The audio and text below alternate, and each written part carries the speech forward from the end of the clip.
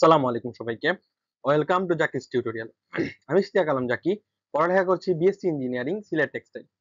আজকের ক্লাসে আমরা এসএসসি পদার্থবিজ্ঞান অধ্যায় ৭ অর্থাৎ তরঙ্গ ও শব্দ অধ্যায়ের বেসিক সব বিষয় নিয়ে আলোচনা করব। আজকের ক্লাস করলে ইনশাআল্লাহ তোমাদের আর এই অধ্যায়ের বেশি কোনো প্রবলেম থাকবে না। ওকে, তাহলে চলো শুরু করা যাক। তো প্রথমেই আমাদের জানতে হবে চ্যাপ্টার 2 এর একটা টপিক, পর্যায়বৃত্ত গতি। পর্যায়বৃত্ত গতি কাকে বলে? কোন বস্তু যদি নির্দিষ্ট বিন্দুকে কেন্দ্র করে নির্দিষ্ট সময় পর পর একই দিক থেকে অতিক্রম করে। আচ্ছা, এখন বাজে 10টা। ওকে, 10টা। আমি বললাম তুমি আবার 10টায় আসো, তাইলে কি হবে? তুমি এই যে বিন্দুটা আছে না, এই বিন্দুকে কেন্দ্র করে এই কাঁটাগুলা, ঘন্টার কাঁটাগুলা কি করবে? ঘুরবে। তারপরে আবার একটা কি আছে, নির্দিষ্ট সময় পড়বো। 10টা থেকে 10টায় আসতে তার সময় লাগবে 12 ঘন্টা। আবার যদি বলি 10টা থেকে 10টায় আসো, তাইলে সময় লাগবে কত? 12 ঘন্টায়। নির্দিষ্ট সময় পড়বো এবং একই দিক থেকে। দেখো তো, এটা ক্লকওয়াইজ আসতেছে না, ক্লকওয়াইজ ঘুরতেছে। তার মানে নির্দিষ্ট দিক থেকে অতিক্রম করলে আমরা সেটাকে কি বলি? পর্যায়বৃত্ত গতি বলি। তাইলে এখানে কি কি কথা? নির্দিষ্ট বিন্দুকে কেন্দ্র করে। সেকেন্ড কথা কি? নির্দিষ্ট সময় পর পর এবং একই দিক থেকে। ওই তিনটে কথা মনে রাখলে তোমরা পর্যায়বৃত্ত গতি সম্পর্কে কি করবা? পারবা ইনশাআল্লাহ। ওকে, আমি কিন্তু চ্যাপ্টার 2 তে এটা আরো ভালো করে ব্যাখ্যা করছি। তোমাদের যাদের প্রবলেম এই ধরনের এগুলাই চ্যাপ্টার 2 এর প্লেলিস্টটা দেখতে পারো, প্রথম লেকচারে আছে। আচ্ছা, এখন আসো স্পন্দন গতি।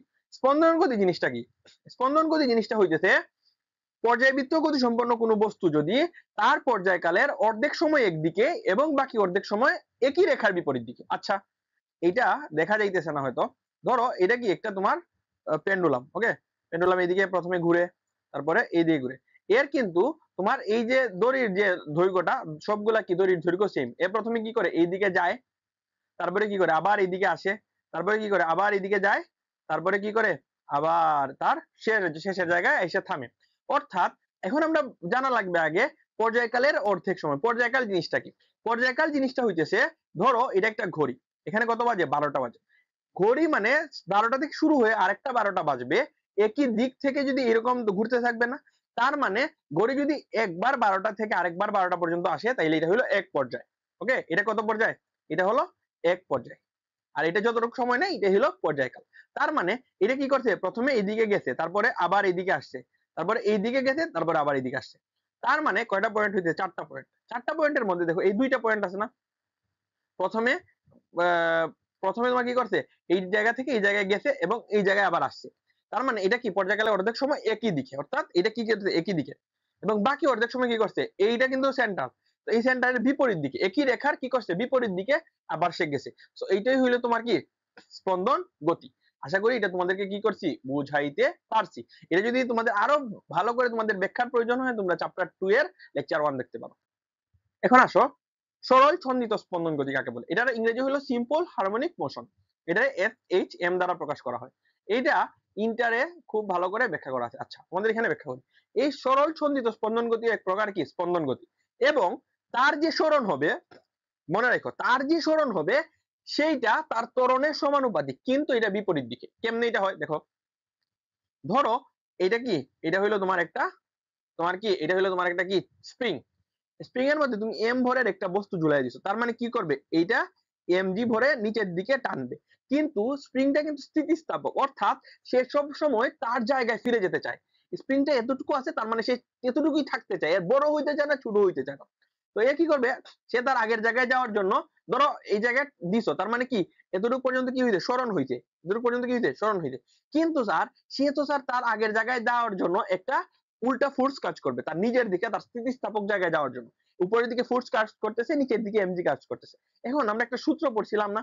এফ ইকুয়াল টু কি পড়ছিলাম? মাইনাস কে এক্স পড়ছিলাম, পড়ছিলাম।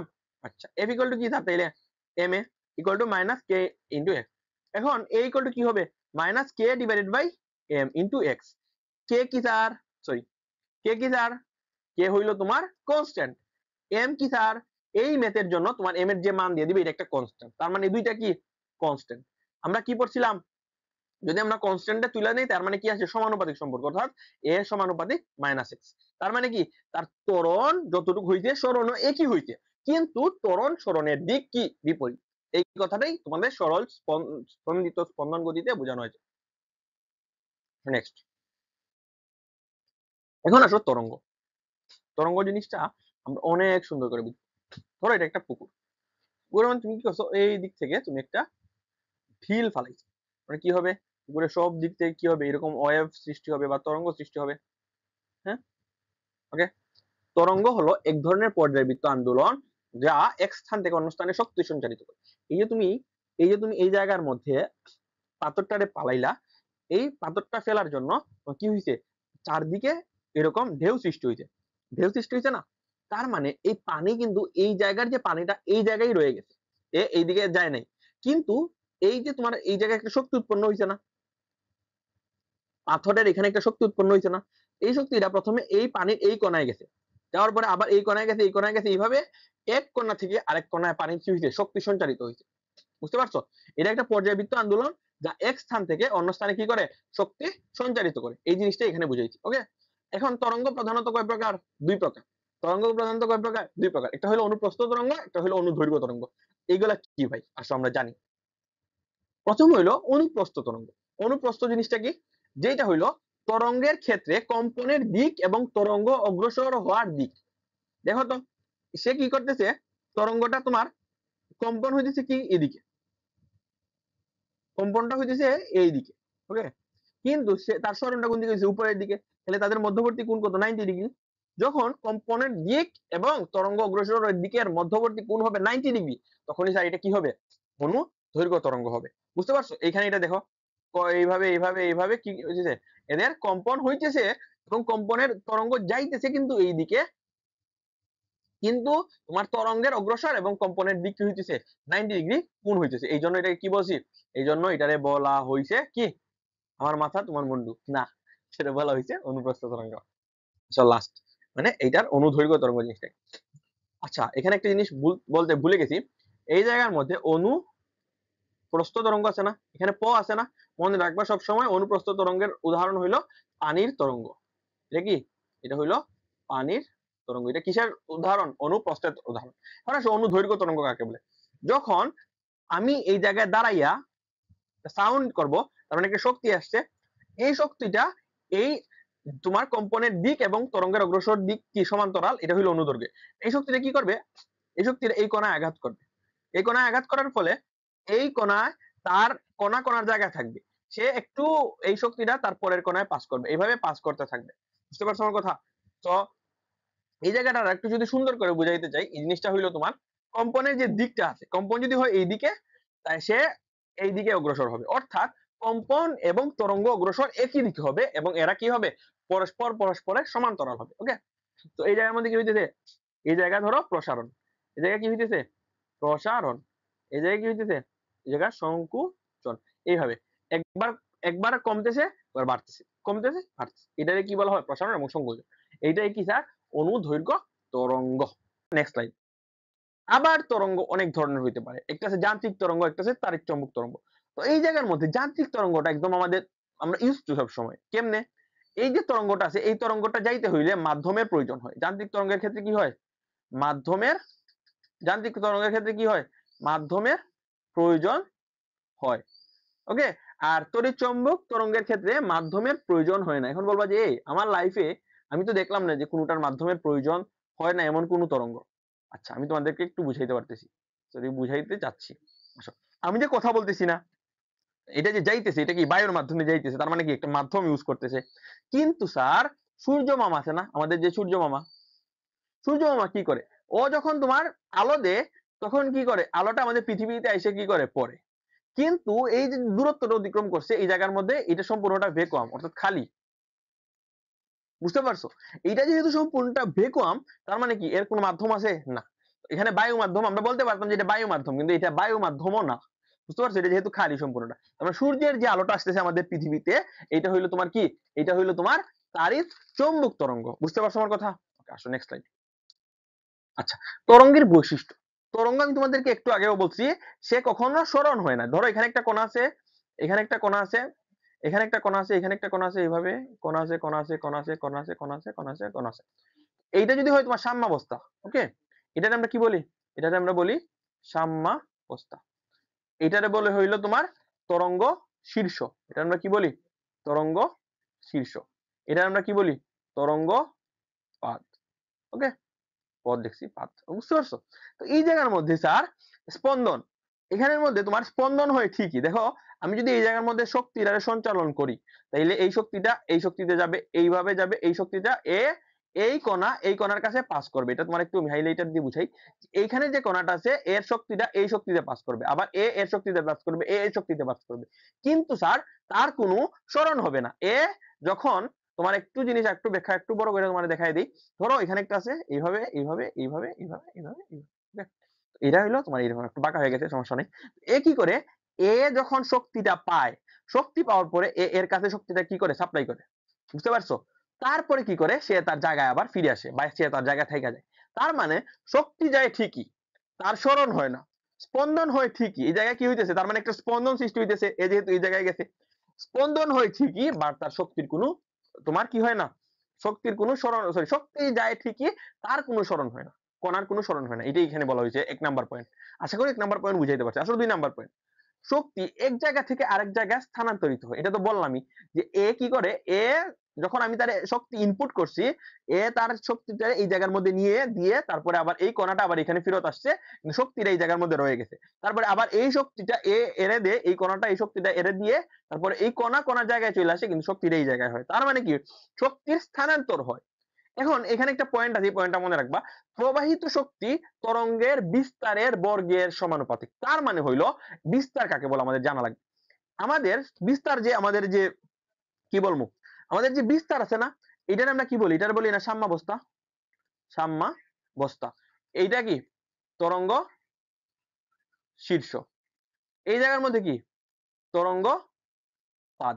ওকে, তো আমাদের এই জায়গার মধ্যে সাম্যাবস্থা থেকে যে কোনো একদিকে তরঙ্গ শীর্ষের দিকে হইতে পারে, তরঙ্গ পাদের দিকে হইতে পারে। যতটুকু সরণ হয়, সর্বোচ্চ যতটুকু সরণ হয়, এটা আমরা বলি বিস্তার। অর্থাৎ আমরা যে শক্তিটা পাবো একটা কণা থেকে আরেকটা কণায় যাইতে, তার শক্তিটা হবে এই বিস্তারের বর্গের সমানুপাতিক। তার মানে তার যদি এই জায়গার মধ্যে আমি তোমাকে যদি কিভাবে বুঝাই, আচ্ছা আমি এখানে লিখি। তো এই জায়গার মধ্যে তোমার যদি শক্তিকে তোমার যদি বিস্তার হয় দ্বিগুণ, তোমার যদি বিস্তারটা হয় দ্বিগুণ, যদি হয় তোমার দ্বিগুণ, তাইলে তোমার শক্তি হবে কয় গুণ, 4 গুণ। বুঝতে পারছো? যদি হয় 3 গুণ, তাহলে শক্তি হবে 9 গুণ। এইভাবে বুঝতে পারছো আমার কথা? ওকে, এখন আসো তরঙ্গ বেগের প্রকৃতির উপর নির্ভর করে। কেমনে? আমি যে কথা বলতেছি, আমার কথাটা কি হইতেছে, আমার কথার বেগটা বেশি কেন, আমি শব্দে কথা বলতেছি। এই জায়গার মধ্যে তোমার তরঙ্গ বেগের প্রকৃতির উপর নির্ভর করে। যখন আমি কঠিন মাধ্যমে, ধরো এইটা বাদ দাও, তোমার আমার হাতে ধরো একটা কি পেন আছে, ওকে, এটা কি পেন আছে, এটাকে একটা কঠিন পদার্থ, আমি এটাকে আঘাত করলাম, আঘাত করার ফলে এই কলম দ্বারা আমি তারা কি করলাম, আঘাত করলাম, আঘাত করার ফলে সে কি হয়েছে, সে শব্দ উৎপন্ন করছে। তার মানে একটা জিনিস আমাদেরকে জানা লাগবে, কঠিন পদার্থে তোমার শব্দের বেগটা কি, শব্দের বেগটা বেশি, কঠিন পদার্থে শব্দের বেগটা বেশি। তারপরে হইলো তরল পদার্থে, তারপরে হইলো বায়ু পদার্থ। এখন এটা কেন হয় আমি তোমাকে একটু ব্যাখ্যা করি। ধরো এটা একটা কঠিন পদার্থ, কঠিন পদার্থে কণাগুলা কি থাকে, কঠিন পদার্থে কণাগুলো একদম মানে কি বলবো কাছাকাছি কাছাকাছি কাছাকাছি থাকে। এই জন্য তুমি যখন এর আঘাত করো, তখন সে ইজিলি কি করতে পারে, তার যে কণার যে শক্তিগুলা একটা কণা থেকে আরেকটা কণায় ট্রান্সফার করতে পারে তাড়াতাড়ি। ওকে, আর তরলের ক্ষেত্রে কি হয়, তরলের ক্ষেত্রে তোমার এই জায়গায় আসো, তরলের ক্ষেত্রে তোমার কিছুটা এই কঠিনের থেকে তাদের কণার দূরত্বটা কিছুটা বেশি থাকে, এই জন্য ট্রান্সফার করতে একটু সামান্য বেশি সময় লাগে। এবং বায়বীয়ের ক্ষেত্রে তো বলারই বাইরে, একটা থাকে এখানে একটা থাকে এখানে, এভাবে এদের দূরত্বটা আরো বেশি থাকে, এই জন্য কি বায়বীয়টা আর একটু বেশি। বুঝতে পারছো আমার কথা? তার মানে কঠিন পদার্থে শব্দের বেগটা বেশি, তারপরে হইলো তরল, তারপরে হইলো বায়বীয়। ওকে, আসো নেক্সট স্লাইড। এখন আসো তরঙ্গ সংশ্লিষ্ট রাশি, অনেকগুলা তরঙ্গ সংশ্লিষ্ট রাশি আছে, আমরা একটা একটা করে জানবো। এগুলা জানলে কি হবে, এগুলা জানলে এক হইলো আমরা ক খ তে অ্যান্সার করতে পারবো, দুই হইলো আমাদের ম্যাথ বুঝতে সহজ হবে। বুঝতে পারছো? আসো, তরঙ্গ সংশ্লিষ্ট যে রাশিটা আছে, প্রথমে তোমাদের দিয়েছি পূর্ণ স্পন্দন। বলছে কোন কণা একটি নির্দিষ্ট বিন্দু হতে যাত্রা শুরু করে পুনরায় ওই বিন্দুতে ফিরে আসলে তাকে বলা হয় পূর্ণ স্পন্দন। আমার কথা আশা করি বুঝো না। ধরো এ কি করছে, এই জায়গায় শুরু করছে তার যাত্রা, এই জায়গায় যাত্রা শুরু করছে, আবার এই জায়গায় যদি আবার তোমার আসে, তার মানে কি, এইটা কিন্তু আমরা আমরা আমাদের চোখে দেখতেছি কি হইতেছে, এটা এক জায়গা থেকে আরেক জায়গায় চলে যেতেছে, কিন্তু না ভাই, সে তার কোণাটা তার জায়গায় থেকে যাইতেছে। আচ্ছা, এটার থেকে আরেকটা সহজ উদাহরণ দিই তোমাদেরকে। ধরো এটা একটা ঘড়ি, ওকে, এখানে বাজে তোমার 3টা। এখন আমি তোমারে বললাম যে এইদিকে এইদিকে এইদিকে এইদিকে গিয়ে আবার 3টায় আসো। তার মানে কি, সে তার যাত্রা এদিকে শুরু করছে এই জায়গা থেকে, আবার সে পুনরায় এই যাত্রায় মানে ফিরে আসছে। এই যে সম্পূর্ণ একটা সার্কেল ফিল আপ করছে, এটারে আমরা বলবো পূর্ণ স্পন্দন। বুঝতে পারছো? এখানে একটা পূর্ণ স্পন্দন হয়েছে। বুঝতে পারছো আমার কথা? আমি আবার একটু রিক্যাপ করি। তোমার 3টা থেকে ধরো আবার 3টা বাজলো, তোমার বললাম যে 3টা থেকে আবার 3টা বাজলো, তার মানে কি সে একটা সার্কেল ফিল আপ করছে, এটার আমরা কি বলবো? পূর্ণ স্পন্দন বলবো। এখন আসো পর্যায়কাল কাকে বলে? পূর্ণ স্পন্দন দিতে, অর্থাৎ এই জায়গায় কি বলছিলাম 3টা থেকে 3টা, তার মানে এই 3টা থেকে আবার 3টা বাজতে যতটুকু তোমার সময় লাগে এটারে আমরা কি বলি? পর্যায়কাল বলি। বুঝতে পারছো আমার কথা? তাইলে আমরা পূর্ণ স্পন্দন কাকে বলি? তার শুরুর জায়গা থেকে আবার ফিরে শুরুর জায়গায় আসতে তার যতক্ষণ সময় লাগে, সরি যতটুকু লাগে, এটাকে আমরা বলি পূর্ণ স্পন্দন। বুঝতে পারছো? যদি এটা আমি আবার ভালো করে রিক্যাপ করি, সে কি করছে তার শুরুর অবস্থা থেকে আবার যদি সে শুরুর অবস্থায় চলে আসে একবার ঘুরে, তাহলে এটা আমরা বলবো পূর্ণ স্পন্দন একবার। আবার যদি বলি এই 3টা থেকে, ধরো এখানে বাজে কয়টা? 3টা, আমি বললাম এখানে বাজে হইলো তোমার 3টা এম, আমি বললাম আবার 3টা এম এ আসো, তার মানে কি করলো? সে একবার 3টা এম থেকে আবার 3টা আসলো, তার মানে কি হইলো? 3টা পিএম হইলো। আবার সে 3টা পিএম থেকে আবার আসলো, তার মানে আবার হইলো 3টা এম, অর্থাৎ এখানে কয়টা পূর্ণস্পন্দন হয়েছে? 2টা পূর্ণস্পন্দন হয়েছে। আশা করি এটা বুঝতে পারছো, এইগুলা কিন্তু খুবই গুরুত্বপূর্ণ। ধরো এখানে কয়টা পূর্ণস্পন্দন হয়েছে? এই জায়গা মিলে হয়েছে একটা পূর্ণস্পন্দন, আবার তোমার এই জায়গা মিলে এই জায়গায় এসে হয়েছে আরেকটা স্পন্দন, আর এখানে হয়েছে আর অর্ধেকটা, তার মানে কয়টা হয়েছে? 2.5টা পূর্ণস্পন্দন হয়েছে। বুঝতে পারছো? আর পর্যায়কাল কাকে বলে? একটা পূর্ণস্পন্দন দিতে, অর্থাৎ এতটুকু পর্যন্ত সময় যতটুকু লাগছে এটাকে আমরা বলি পর্যায়কাল। বুঝতে পারছো আমার কথা? আশা করি বুঝাইতে পারছি। আচ্ছা, পর্যায়কাল জিনিসটা পারছি। পর্যায়কালের 2টা সূত্র আছে, একটা আছে স্প্রিং এর ক্ষেত্রে, আরেকটা আছে সরল দোলকের ক্ষেত্রে। বুঝতে পারছো? তো স্প্রিং এর ক্ষেত্রে হইলো 2π√m/k। কে কি হইলো? তোমার সংকোচন, স্প্রিং কতটুকু সংকুচিত হয়েছে, এটা হইলো তোমার কি? কে। এম দ্বারা কি বুঝায়? এম দ্বারা বুঝায় ভর, এগুলো বাচ্চাদের পড়া। আচ্ছা, এই জায়গার মধ্যে সরল দোলকের ক্ষেত্রে এটা ধরো একটা তোমার পেন্ডুলাম নিলাম, এটা হইলো তোমার বব। ওকে, এটা আমরা কি বলি? এটারে বলি আমরা বব। তো এই ববের এই জায়গায় কেন্দ্র থাকে, এই কেন্দ্র থেকে তার অর্থাৎ তার ব্যাসার্ধ, তার ব্যাসার্ধটার আমি ধরলাম x পরিমাণ, এবং তার যে সম্পূর্ণ লম্ব দূরত্বটা আছে, তার যে সুতার দৈর্ঘ্যটা, এটারে ধরলাম ক্যাপিটাল এল। তার মানে স্মল এল সমান তখন তুমি ধরবা l প্লাস x, অর্থাৎ ববের কেন্দ্র থেকে তার যে মাথা পর্যন্ত দূরত্ব, এটারে তোমরা ধরবা স্মল এল। বুঝতে পারছো আমার কথা? এখন এই ধরনের টপিক তোমাদের এইচএসসি তে আছে, এখন এসএসসি তে আপাতত আমি যতটুকু দেখছি তোমাদের বইয়ে নাই। ওকে, তো এখানে এইভাবে মনে রাখবা t = 2π√l/g। বুঝতে পারছো? এখন আসো নেক্সট স্লাইড। আচ্ছা, তরঙ্গ সংশ্লিষ্ট রাশি, তরঙ্গ সংশ্লিষ্ট রাশি আছে না, এইখানে আমরা 2টা পড়ছি না? কি কি পড়লাম? একটা পড়ছি পূর্ণ স্পন্দন, একটা হচ্ছে পর্যায়কাল। এখন আসো কম্পাঙ্ক। কম্পাঙ্ক কাকে বলে? 1 সেকেন্ডে কয়বার সে স্পন্দিত হয়েছে, এটা বলা হয় তোমার কম্পাঙ্ক। ধরো সে 1 সেকেন্ডে এতটুকু পর্যন্ত স্পন্দিত হয়েছে, তার মানে এতটুকু তার কম্পাঙ্ক। বুঝতে পারছো? কম্পাঙ্কের একক হইলো তোমার হার্জ। কম্পাঙ্কের একক কি? কম্পাঙ্কের একক মনে রাখবা সব সময়, কম্পাঙ্কের একক হইলো তোমার হার্জ। বুঝতে পারছো? এখন আসো বিস্তার। বিস্তার জিনিসটা কি? সাম্য অবস্থান থেকে যে কোনো দিকে সর্বাধিক সরণ। ধরো সাম্য অবস্থান তো এইটা, এগুলা কি? এগুলা সাম্য অবস্থান। এই জায়গা থেকে যে কোনো একদিকে তার যতটুকু সর্বাধিক যে সরণ হইব, এটারে আমরা বলবো বিস্তার। এটারে আমরা কি বলবো? এটারে বলবো আমরা বিস্তার। এটা বিস্তার ইংরেজি কি? এমপ্লিটিউড। ওকে, তো আশা করি বুঝাইতে পারছি। তো বিস্তার জিনিসটা কি? বিস্তারটা হইলো সাম্য অবস্থান থেকে তার যতটুকু সর্বোচ্চ সরণ হয়, এটারে আমরা বলি বিস্তার। তো নেক্সট স্লাইড। ওকে, কম্পাঙ্ক, বিস্তার এই দুইটা তো আবার বুঝাই দিলাম। ওকে, লাস্ট যেটা আছে দশা। দশা হইলো তরঙ্গ সঞ্চালনকারী কোন কণার যে কোনো মুহূর্তের গতি। ধরো এই জায়গার মধ্যে তোমার দশা কালেক্ট করতেছো, তুমি এই জায়গার মধ্যে তুমি ভি বেগ, এর ত্বরণ, এর সরণ, এই 3টা পাইলা। এই জায়গার মধ্যে ভি এ এস, অর্থাৎ এই 3টা বের করলা। ধরো এর উপরে তুমি কি বের করলা? বেগ, ত্বরণ, সরণ। এর উপরে বের করলা বেগ, ত্বরণ, সরণ। যখন এই দুই জায়গা তোমার মিলে যাবে, বেগ, ত্বরণ, সরণ, দুই জায়গারই বেগ, ত্বরণ, সরণ মিলে যাবে, তখন আমরা সেটারে কি বলতে পারি? তখন আমরা সেটারে বলতে পারি যে সমদশা, অর্থাৎ একই দশা। বুঝতে পারছো? আর এটা হলো তরঙ্গ সঞ্চালনকালে, অর্থাৎ তরঙ্গ চলাকালে যে কোনো মুহূর্তের গতির যে তোমার সাম্যাবস্থা আছে, এটারে আমরা কি বলা হয়? দশা বলা হয়। বুঝতে পারছো? ওকে, আসো নেক্সট স্লাইড। এখন আসো তরঙ্গ দৈর্ঘ্য আর হইলো তরঙ্গ বেগ। একটি পূর্ণ স্পন্দন দিতে তরঙ্গ যতটুকু দূরত্ব অতিক্রম করে, এটাকে বলা হয় তরঙ্গ দৈর্ঘ্য। ধরো পূর্ণ স্পন্দন কিভাবে দিবে? এই জায়গা থেকে যদি সে যাত্রা শুরু করে, এই জায়গা পর্যন্ত যদি সে আসে, তাহলে একটা পূর্ণ স্পন্দন হয়েছে। এই যে এতটুকু যে দূরত্ব আছে, এই দূরত্বটারে আমরা বলি তরঙ্গ দৈর্ঘ্য। এটারে প্রকাশ করা হইলো ল্যামডা দ্বারা। এটারে কি দ্বারা প্রকাশ করা হয়? ল্যামডা দ্বারা। ল্যামডা দ্বারা। বুঝতে পারছো? এটা কি দ্বারা প্রকাশ করা হয়? ল্যামডা দ্বারা। বুঝতে পারছো? তরঙ্গ দৈর্ঘ্যের প্রকাশ করা হয় ল্যামডা দ্বারা। এর সংজ্ঞাটা হইলো একটি পূর্ণ স্পন্দন দিতে। ধরো এই জায়গায় সে স্পন্দন শুরু করলো, আবার এই জায়গা পর্যন্ত আসলো, তাইলে এটা পূর্ণ স্পন্দন হইলো। এই যে সম্পূর্ণ দূরত্ব, অর্থাৎ একটা পূর্ণ স্পন্দন দিতে যার যতটুকু দূরত্ব লাগে, এটারে আমরা বলি কি? ল্যামডা। বুঝতে পারছো? এখন যদি আমি প্রশ্ন করি, এই যে তোমার একটা চিত্র দেওয়া আছে, এই চিত্রের মধ্যে কয়টা পূর্ণ স্পন্দন আছে? এই সম্পূর্ণটা মিলে একটা, তারপর আবার এই জায়গা থেকে এই জায়গা পর্যন্ত একটা, আবার এই জায়গা পর্যন্ত একটা। তার মানে কয়টা হইলো? তিনটা, সরি, আড়াইটা পূর্ণ স্পন্দন হয়েছে। তাইলে তার দূরত্ব কত হবে? এই সম্পূর্ণ একটা পূর্ণ স্পন্দনে ল্যামডা, দুইটা পূর্ণ স্পন্দনে আরেকটা ল্যামডা, আরেকটা ল্যামডা, আর এই জায়গায় কত?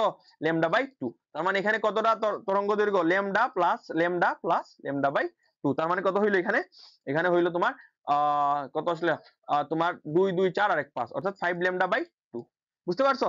এখন আসো তরঙ্গ বেগ। আচ্ছা, তরঙ্গ বেগ জানার আগে আমরা বেগ জিনিসটা জানি। বেগ সমান কি? সরণ বাই সময়। এখানে বলছে কোন একটি কণা 1 সেকেন্ডে যতটুকু দূরত্ব অতিক্রম করে, এইটারে আমরা কি বলবো? তরঙ্গ বেগ বলবো। তরঙ্গ বেগ তাইলে কারে কয়? কোন একটা কণা 1 সেকেন্ডে যতটুকু দূরত্ব অতিক্রম করে, এটারে আমরা কি বলবো? তরঙ্গ বেগ বলবো। ওকে স্যার, আমাদের এতক্ষণ তরঙ্গ সংশ্লিষ্ট রাশি সম্পর্কে জানছি। আশা করি ইনশাআল্লাহ তোমাদেরকে একদম ভালো করে বুঝাইতে পারছি। যদি তোমরা না বুঝো আমাদেরকে কমেন্টে জানাবো। ওকে, ইনশাআল্লাহ চেষ্টা করবো তোমাদেরকে আরো বুঝিয়ে দেওয়ার। এখন আসো তরঙ্গ, শব্দ, তরঙ্গ। শব্দ কিভাবে হয়, তরঙ্গ কিভাবে হয়, এখন আমরা এই জিনিসটা দেখবো। প্রথমে তোমার যদি শব্দ উৎপন্ন হয়, তাইলে তোমার কি লাগবে? শব্দ তরঙ্গ জিনিসটা মেইনলি কি তোমার? এটা হলো যান্ত্রিক তরঙ্গ। শব্দের তরঙ্গ কি? এটা হলো যান্ত্রিক তরঙ্গ। কেন? এর একটা মাধ্যমের প্রয়োজন হয়। ওকে, এই যান্ত্রিক। তাইলে যেহেতু এর মাধ্যমের প্রয়োজন হয়, তাইলে কি হয়? এখানে তোমার কি হয়? সংকুচন হয়, প্রসারণ হয়। ওকে, আবার তুমি যখন এই জায়গার মধ্যে করবা, একটা সাউন্ড উচ্চারণ করবা, এই জায়গায় তুমি দাঁড়ায় আছো, দাঁড়ায় আছো, তাহলে তুমি কি করলে? একটা উৎস থাকা লাগবে। তার মানে তুমি একটা উৎস। তুমি যখন শক্তি এদিকে দিলা, এ কি করলো? একটা থেকে একটা পাস করলো, পাস করলো, পাস করলো, এইভাবে পৌঁছাইলো শক্তিটা।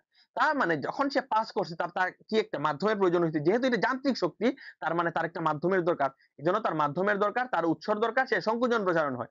এবং তুমি যে কথাটা বলছো, শুনবে, এই সাইডে একটা শোনা যাবে না, তার একটা কি করা? রিসিভার বা গ্রাহকের প্রয়োজন। আসো আমরা একটু ব্যাখ্যা করি। ধরো এটা হলো এ বিন্দু, এটা কি? এটা এ বিন্দু, এটা হলো তোমার বি বিন্দু, এটা হলো তোমার সি বিন্দু। দেখো এদের মধ্যে কিন্তু সম্পূর্ণ দূরত্বটা কিরকম? এর যে দূরত্ব, এর একই দূরত্ব ধরে নাও। আমার এটা হয় নাই হয়তো, ধরে নাও। তো এই জায়গার মধ্যে আমি তোমাকে যদি একটু ব্যাখ্যা করি, এ, এটা হলো বি, এটা কি? সি। ধরো আমি এই জায়গার মধ্যে সাউন্ড করলাম, আমার যে শক্তিটা আছে, এই শক্তিটা এসে এতে আইসা পুশ করলো। এ কি করবে? স্থানান্তর করতে করতে করতে করতে এইখান পর্যন্ত এ প্রাইমের কাছে এনে কি করবে? দিয়ে যাবে। তার মানে এখন এটা বাদ। তার মানে এই জায়গাটা কি হয়েছে? এখন সংকুচিত হয়ে গেছে না? আগে ছিল কতটুকু, আর এখন সংকুচিত হয়ে গেছে না? সংকুচন।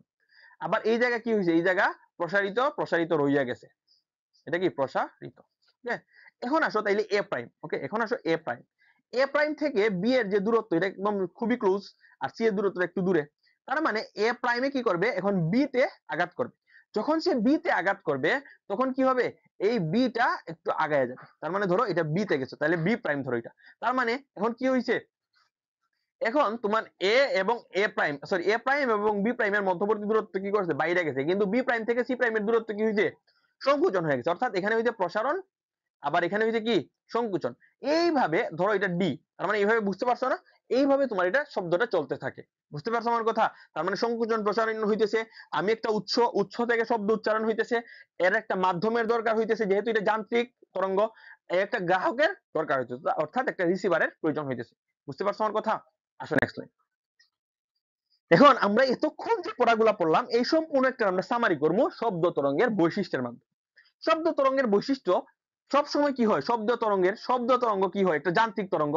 তার মানে এটা কি? এটা একটা যান্ত্রিক তরঙ্গ। একটু আগে মাত্র পড়ছি, এটা একটা কি? যান্ত্রিক তরঙ্গ। এখন আসো, একটা নাম্বার কি পয়েন্ট তাইলে কি পাইলাম? এটা একটা যান্ত্রিক তরঙ্গ। এর তরঙ্গটা কি? এর তরঙ্গটা হইলো তোমার একটা যান্ত্রিক তরঙ্গ। ওকে, আসো নেক্সট। তাইলে সেকেন্ডটা কি? আমার হাতের লেখা কিন্তু ভাই সুন্দর নাই। এখন সেকেন্ডটা হইলো তোমার, এই জায়গার মধ্যে আমি কি বলছিলাম? এই জায়গার মধ্যে এ বি সি, আমি কি বলছিলাম? উৎস থেকে কি হয়েছে? একটা তোমার কম্পন তৈরি হয়েছে। আমি এই জায়গায় সাউন্ড করছি বিধায় কিন্তু এখানে কম্পন হয়েছে, এবং এইভাবে যাইতে যাইতে এ থেকে পৌঁছতেছে। তার মানে এখানে কি হয়েছে স্যার? এখানে তোমার উৎসে কি হয়েছে? উৎসে তোমার কম্পন তৈরি হয়েছে। বুঝতে পারছো? উৎসে তোমার কি হয়েছে? উৎসে তোমার কম্পন তৈরি হয়েছে। আসো থার্ড পয়েন্ট খুবই গুরুত্বপূর্ণ। এটা হলো তোমার একটা মাধ্যমের প্রয়োজন হয়েছে না, এইভাবে এইভাবে যে গেছে, একটা মাধ্যমের মাধ্যমে গেছে। কেন গেছে? কারণ এটা যান্ত্রিক হইলে কি হয়? যান্ত্রিক হইলে মাধ্যমের প্রয়োজন হয়। তাইলে এখানে কি মাধ্যমেরও প্রয়োজন হয়েছে, মাধ্যমের প্রয়োজন হয়েছে। তোমাদের বইয়ের মধ্যে এগুলো একটু লম্বা করে লেখা, আমি তোমাদেরকে জাস্ট একটা সামারাইজ করে দিতেছি।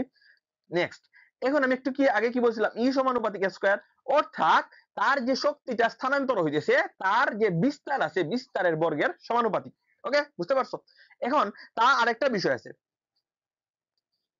এই জায়গার মধ্যে, এটা কিন্তু অনুদৈর্ঘ্য তরঙ্গ। এটা কি অনুদৈর্ঘ্য তরঙ্গ? এটা প্রথমে বলতে চাইছিলাম, অনুদৈর্ঘ্য তরঙ্গ হওয়াই তো সে যান্ত্রিক তরঙ্গ। ওকে, তার অনুদৈর্ঘ্য তরঙ্গ হওয়ায় তার একটা মাধ্যমের প্রয়োজন হয়েছে। এই জায়গার মধ্যে এটা একটা অনুদৈর্ঘ্য তরঙ্গ, শব্দ তরঙ্গ কি একটা অনুদৈর্ঘ্য তরঙ্গ। ওকে, তো এটা কি হয়েছে, এখানে যদি সাউন্ড করি তাহলে এখানে হবে সংকুচন, এখানে হবে প্রসারণ, এখানে হবে সংকুচন, এখানে হবে প্রসারণ, এভাবেই তো। ওকে, এখানে নেই তো, এটা হইলো সংকুচন, এটা হইলো প্রসারণ, এটা হইলো সংকুচন, এটা কি, এটা হইলো প্রসারণ। ওকে, এখন আসো অনুদৈর্ঘ্য তরঙ্গ গেল। এখন শব্দের বেগ মাধ্যমের উপর নির্ভর করে বলছিলাম না, কি বলছিলাম? প্রথমে হইলো কঠিন পদার্থে বেশি বেগ, তারপরে হইলো তোমার তরল পদার্থে, তারপরে কি বায়বীয় পদার্থে বায়বীয়। এইগুলো মনে রাখবা। আর লাস্ট আরেকটা টপিক খুবই গুরুত্বপূর্ণ, এটা মনে রাখবা যে ই সমানুপাতিক স্কয়ার, এই জিনিসটা মনে রাখবা। এবং লাস্ট যে জিনিসটা, এটা হইলো তোমার শব্দ তরঙ্গ কিভাবে সৃষ্টি হয়। শব্দ তরঙ্গ তোমার, তুমি যখন একটা সাউন্ড করবে একটা মাধ্যমের মাধ্যমে যায়, এটা একটু সামারাইজ করি যে একটা শব্দ তরঙ্গ একটা যান্ত্রিক তরঙ্গ, তার একটা মাধ্যমের দরকার হয়, তার কম্পনটা শুরু হয় কোন একটা উৎস থেকে, তার তোমার তার যে শক্তিটা যে শক্তিটা উৎপন্ন হয়, এই শক্তিটা হইলো তোমার কি তরঙ্গের বিস্তারের বর্গের সমানুপাতিক। আর কি, এগুলাই তো। বুঝতে পারছো আমার কথা? ওকে, শব্দ তরঙ্গের বৈশিষ্ট্যগুলো আমি তোমাকে আশা করি বুঝাইতে পারছি। Next line. এখন এটা খুবই গুরুত্বপূর্ণ, এটা ম্যাথের জন্য খুবই গুরুত্বপূর্ণ, গ নাম্বারে আসতে পারে। এখানে বলছে শব্দের শব্দের বেগ তাপমাত্রা বর্গমূলের সমানুপাতিক। সরি, বাতাসে শব্দের বেগ তাপমাত্রার বর্গমূলের সমানুপাতিক। সবসময় মনে রাখবা তুমি, বাতাসে শব্দের বেগ যেহেতু তাপমাত্রা বর্গমূলের সমানুপাতিক, এইটাও তোমরা মনে রাখবা, তোমার বইয়ের মধ্যে দেওয়া আছে। এটা একটা ঝামেলার কথা 330 এবং 332 নিয়ে। আমি তোমাকে একটু বলি, 0°C তাপমাত্রায় বাতাসে শব্দের বেগ, তাপমাত্রায় বাতাসে শব্দের বেগ, বাতাসে শব্দের বেগ হইলো তোমার 330, তোমাদের বইয়ের মধ্যে দেয়া মিটার পার সেকেন্ড। এটা হইলো বাতাসের শব্দের বেগ, এটা সব সময় মনে রাখবা, এটা হইলো v1 দিয়ে মনে রাখবা। ওকে, কথা কি বুঝতে পারছো? এই v1 টা কেন এখানে লিখলাম, এটা তোমরা ইনশাআল্লাহ যখন গাণিতিক সমস্যা সমাধান করবে তখন আমি এটা রেফারেন্স দিয়ে দিব। ওকে, আচ্ছা, এই কথাটা মনে রাখবা সব সময়। 0°C তাপমাত্রায় বাতাসের শব্দের বেগ কত? 330 মিটার পার সেকেন্ড। এখন বলছে কি, বাতাসে শব্দের বেগ তাপমাত্রার বর্গমূলের সমানুপাতিক, অর্থাৎ বাতাসের যে শব্দের বেগ হবে এটা সমানুপাতিক হবে এই তাপমাত্রার বর্গমূলের। বুঝতে পারছো? ওকে, তাইলে আমরা এই জায়গা থেকে কি লিখতে পারি, v/√t। তাইলে এই জায়গায় কি হবে, ইকুয়াল টু ধ্রুবক। ওকে, তাইলে আমরা এটা কি লিখতে পারি, v1 বাই, সরি জায়গার মধ্যে, সরি এটা একটু মিটাই দিই। এটা আমরা কি লিখতে পারি তাইলে এই জায়গা থেকে, v1/√t1 ইকুয়াল টু v2/√t2। এইভাবে যাইতে যেতে যেতে যেতে যতটা থাকবে vn/√t2 ঠিক আছে। তো এই জায়গার মধ্যে আমরা এটা একটু সিম্পলিফাই করতে পারি কেমনে, ধরো এইটা, এখানে v1/v2 দিতে পারি না, v1/v2 ইকুয়াল টু কি হবে, এটা √t1/t2। আচ্ছা, এইটা হইলো একটা সূত্রের মতো, এটা একটু মনে রাখবা। ওকে, এটা একটু মনে রাখবা, এটা একটা সূত্রের মতো, এটা একটা বেগ নির্ণয়ের সূত্র। তোমাদের এটা পরীক্ষায় বলে বেগ নির্ণয়, তোমার পরীক্ষার মধ্যে t1 দিয়ে দিবে, t2 দিয়ে দিবে, এবং তোমার v1 কি জানা 0°C তাপমাত্রায়, তোমার বলতে পারে v2 কত, পারবা না? কেমনে বের করবা? এই সূত্র ইউজ করে। বুঝতে পারছো? ওকে, আমরা যখন ম্যাথ করাবো তখন ইনশাআল্লাহ আরো ভালো করে বুঝতে পারবা।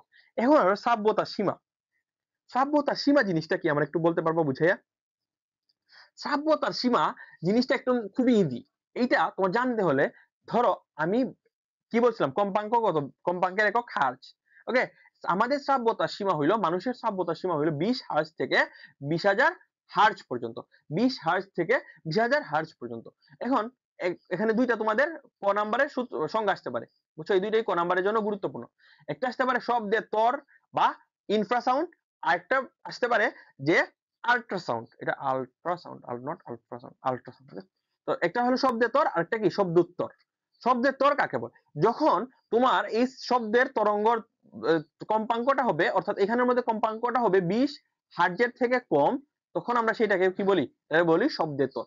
আর শব্দোত্তর কখন বলি, যখন এটা 20 1000 হার্টজের থেকেও বেশি হয়ে যাবে। বুঝতে পারছো? 20,000 হার্টজের থেকেও কি হবে? বেশি হয়ে যাবে এবং শব্দের তোর কি 20 হার্টজের থেকে কম হয়ে যাবে। ওকে? তো এই জায়গার মধ্যে আরেকটা টপিক তোমাদেরকে জানা লাগবে খুবই গুরুত্বপূর্ণ ভাবে। এটা হইলো তোমার বাদুড়ের তোমার কি শ্রাব্যতার সীমা হইলো 10,000 হার্টজ। 10,000 নাকি 1 লক্ষ? 1 লক্ষ হার্টজ। ওকে? এটা মনে রেখো। আমার আসলে কেমন জানি ভুলে গেছি। এখন আসো আমাদের পড়ার প্রথম এবং ম্যাথের সবথেকে গুরুত্বপূর্ণ টপিক প্রতিধ্বনি। ধরো এখানে একটা দেয়াল, এটা কি? এটা একটা কি? দেয়াল। এটা একটা দেয়াল। তো তুমি দাঁড়ায় আছো এই জায়গার মধ্যে। ওকে? তুমি এই জায়গায় সাউন্ড করছো। সাউন্ড করে কি করছে? সাউন্ডটা এই জায়গায় গেছে। আবার তোমার কানের মধ্যে ফিরে আসছে। যখন তোমার আবার কানের মধ্যে ফিরে আসবে তখন আমরা এটাকে কি বলবো? এটারে আমরা বলবো যে প্রতিধ্বনি শুনতে পাইছো। আমি যদি এই জায়গায় সাউন্ড করি, আমার মানুষটা যদি এই জায়গায় দাঁড়ানো থাকে, ধরো আমি এই জায়গায় সাউন্ড করলাম, মানুষটা এই জায়গায় দাঁড়ানো, সে শুনতে পাইলো, ওকে ওয়েলকাম। তার মানে এটা কি? ধ্বনি হইছে। বাট আবার যদি আমার কানে আসে সেম সাউন্ডটা, তার মানে তখন কি? প্রতিধ্বনি। ধরো একটা রুমের মধ্যে, খালি একটা রুমের মধ্যে তুমি একটা চিৎকার দিলা। ইয়েস বলে চিৎকার দিলা। চিৎকারটা দিছো না? ইয়েস কয়বার বলছো? একবার বলছো না? তুমি এটাতে দুইবার শুনতে পাবা। বুঝতে পারছো? বা দুইয়ের অধিকবার শুনতে পাবা। একের অধিকবার শুনতে পাবা। ওকে? তো এটারে আমরা কি বলি? প্রতিধ্বনি। তো প্রতিধ্বনি ধরো এটা হইলো তোমার কি? এস। এটা কি তোমার? এস। দূরত্ব এস। আবার তুমি আবার বেক করছো, আবার সেম এস পরিমাণ। এটা যদি তোমার এই যে তোমার সমবেগে যায় তাহলে কি হবে? s equal to vt। তখন তোমার প্রতিধ্বনি সূত্র বলবে, তখন এটা বলবা যে 2s equal to vt। কেন বলবা 2s equal to vt? এটা একটা গুরুত্বপূর্ণ সূত্র। আগে একটা বলছি, এখন একটা। কেন এটা 2s equal to vt বলবা? কারণ স্যার এই জায়গার মধ্যে তোমার প্রতিধ্বনি বলছে, তার মানে s পরিমাণ গেছে, আবার s পরিমাণ আসছে, তার মানে দুইটা s পরিমাণ, এই জন্য 2s লিখছি। বুঝতে পারছো? আচ্ছা, তোমার আমি একটা কোয়েশ্চন দিই। ধরো এটা একটা দেয়াল, তুমি এখানে দাঁড়ায় আছো, এই জায়গায় তোমার 9 মিটার দূরত্ব আছে। বুঝতে পারছো? আর 0°C তাপমাত্রায় বায়ুতে শব্দের বেগ কত বলছিলাম? 330। এটা তোমার উদ্দীপকেই দেয়া আছে। বলছে তুমি কি প্রতিধ্বনি, আচ্ছা এই জায়গার মধ্যে আমি আরেকটা জিনিস ভুল করে ফেলছি। শব্দানুভূতির স্থায়িত্বকাল, এটা খুবই গুরুত্বপূর্ণ। শব্দানুভূতির স্থায়িত্বকাল, স্থায়িত্বকাল হইল 0.1 সেকেন্ড। এইটা কি? ধরো আমি একটা হ্যালো হ্যালো একসাথে বললাম না? Hello hello. তার মানে তুমি যখন কথাটা বলবা, তখন একটা সাউন্ড তোমার যাওয়ার পরে তোমার ব্রেইনের মধ্যে 0.1 সেকেন্ড, ধরো এটা তোমার ব্রেইন, সে তোমার ব্রেইনে 0.1 সেকেন্ড দখল করে রাখে। ওকে? এর মধ্যে যদি তুমি হাজার হাজার শব্দ আসে, তুমি এটা শুনতে পারবা না এই 0.1 সেকেন্ডের মধ্যে। এইটাই হলো শব্দানুভূতির স্থায়িত্বকাল। অর্থাৎ একটা শব্দ তোমার মাথার মধ্যে গিয়ে গেঁথে থাকে 0.1 সেকেন্ড। ওকে? এখানে বলছে তুমি প্রতিধ্বনি শুনতে পাবা কিনা, প্রতিধ্বনি শুনতে পাবে কি না। আমরা কি জানি প্রতিধ্বনি শুনতে পাবে কিনা? এটা হলো তোমার কোয়েশ্চন। আমরা আনসারটা এই জায়গার মধ্যে লিখি। একটু এইদিকে আসো।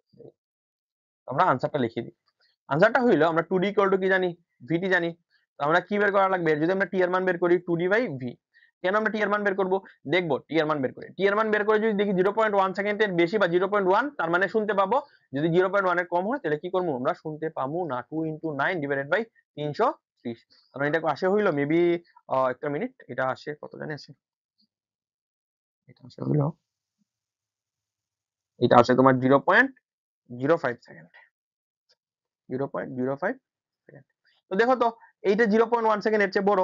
তার মানে কি করবা? তুমি শুনতে পারবে না। বুঝতে পারছো আমার কথা? এই ধরনের আরো সুন্দর সুন্দর ম্যাথ ইনশাআল্লাহ আমরা নেক্সট ক্লাসে পড়বো। ওকে? তো আজকের ক্লাসটা এতটুকু পর্যন্তই। জাকিস টিউটোরিয়ালের সাথে থাকার জন্য তোমাদেরকে অনেক অনেক ধন্যবাদ। আমাদের ইউটিউব চ্যানেল সাবস্ক্রাইব করে রাখবা। নিজে শিখলে হবে? না। বন্ধুদের সাথেও কি করতে হবে? শেয়ার করতে হবে। আর ফেসবুক গ্রুপে তোমাদের কি করা লাগবে? ফেসবুক গ্রুপে তোমাদের নোট আপলোড করবা। ফেসবুক গ্রুপে, জাকিস টিউটোরিয়াল ফেসবুক গ্রুপে নোট আপলোড করবা। ইউটিউব চ্যানেলে কি করবা? সাবস্ক্রাইব করে রাখবা। আর ফেসবুক পেজে কি করবা? লাইক দিয়ে রাখবা। বুঝতে পারছেন স্যারেরা? লাইক দিয়ে রাখবা। হ্যাঁ, এখানে তো তোমাদেরকে ধন্যবাদ। এই বেসিক ক্লাস করলে ইনশাআল্লাহ তোমাদের আর কোনো, আশা করি কোনো ধরনের ম্যাথে কোনো ধরনের প্রবলেম থাকবে না। ওকে? তো আজকের ক্লাসটা এই পর্যন্তই। তাহলে ভালো থাকো, সুস্থ থাকো। আল্লাহ হাফেজ। আসসালামু আলাইকুম।